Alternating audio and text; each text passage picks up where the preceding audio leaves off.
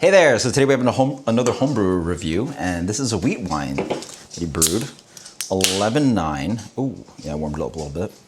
And he said that he didn't generally like wheat wines, so decided to homebrew one, and has had a few commercial examples, but let's see. I think it did well at homebrew competition. We'll see.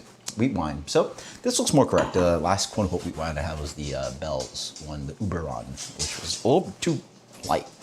So this one comes in a nice color. Honestly, it looks a little bit like barley wine. Comes in a nice kind of light ruby, kind of like copperish kind of color. Nice burn head on that, nice carb. Yeah, it smells pretty good. I mean, that's nice kind of like bready malt sweetness. A little bit of alcohol, maybe a little bit of apple ester. Just nice, big, boozy, malty. Cheers. Having a nice warmed up. Yeah, I mean, that's what the style tastes like, right? 11.9. It doesn't have the rich kind of like, I guess, like crystal malt and all that stuff that you get in a standard barley wine, but it's a nice kind of like drinkable, 12%, really kind of like light body for a beer this big, right?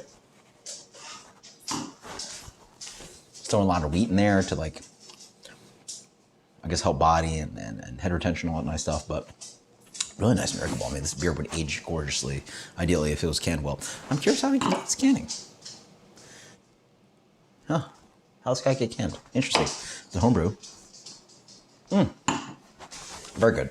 Always the question is, does this taste commercial? 100%. Devoid of all flavors, nice and malty. I mean, yeah, again, it's not a standard barley wine, so you don't have that kind of rich, intense kind of like, you know, use of like tons of Munich and tons of crystal malt and all that kind of sweetness. It has a nice dryness and drinkability to it. And it's warming on the way down quite nicely, but it's sneaky. I mean, this guy, blind, I would have guessed is like 9, 10, not 12, basically. Really nice. Yeah, it's really tasty. That's something I go nuts for. I mean, personally, for me, if you're gonna do a big beer like this, I like it barrel aged. The hopping on this was very light, actually. So it's not like an American wheat wine, where it's like really, you know, I think of American barley wine, super hoppy, super bitter. This does all that quite nicely. And so, yeah, it tastes great. Let's go with solid 92. That's great. That's fantastic. Not surprised it was judged well in competition. Checks all those boxes for me. Actually, I don't even have my BGC EP open right now, so could have compared it, but again, if you look at those tasting notes, I think it would do a great job there. So, nice alcohol, nice malt base, really nice drinkability, super clean. The breadiness is quite nice. It has light toasted kind of like standard breadiness to it, maybe a little bit of biscuit,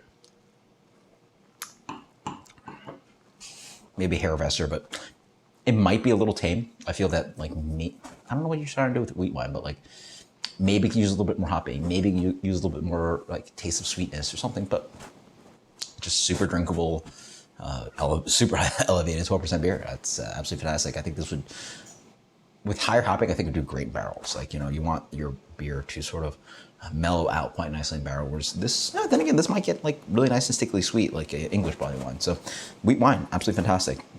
Fantastic stuff, 92. Until next time, guys, cheers, later.